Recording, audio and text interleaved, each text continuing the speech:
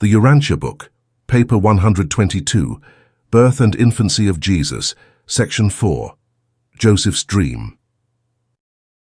Joseph did not become reconciled to the idea that Mary was to become the mother of an extraordinary child until after he had experienced a very impressive dream.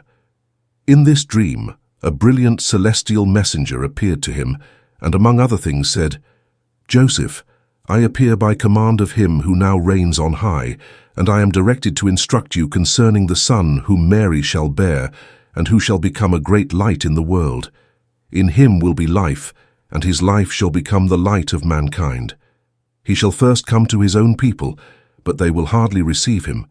But to as many as shall receive him, to them will he reveal that they are the children of God." After this experience, Joseph never again wholly doubted Mary's story of Gabriel's visit, and of the promise that the unborn child was to become a divine messenger to the world. In all these visitations, nothing was said about the house of David. Nothing was ever intimated about Jesus' becoming a deliverer of the Jews, not even that he was to be the long-expected Messiah.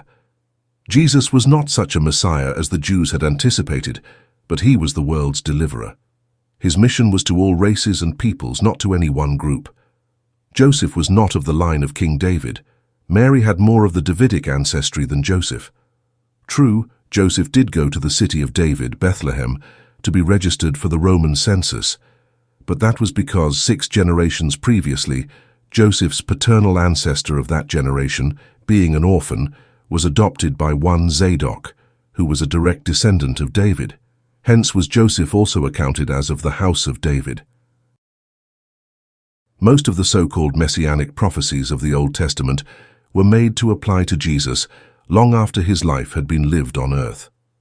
For centuries, the Hebrew prophets had proclaimed the coming of a deliverer, and these promises had been construed by successive generations as referring to a new Jewish ruler who would sit upon the throne of David and, by the reputed miraculous methods of Moses, proceed to establish the Jews in Palestine as a powerful nation, free from all foreign domination. Again, many figurative passages found throughout the Hebrew scriptures were subsequently misapplied to the life mission of Jesus. Many Old Testament sayings were so distorted as to appear to fit some episode of the Master's earth life.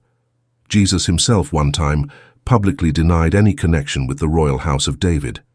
Even the passage, "A maiden shall bear a son," was made to read, "A virgin shall bear a son." This was also true of the many genealogies of both Joseph and Mary, which were constructed subsequent to Michael's career on earth. Many of these lineages contain much of the Master's ancestry, but on the whole they are not genuine and may not be depended upon as factual.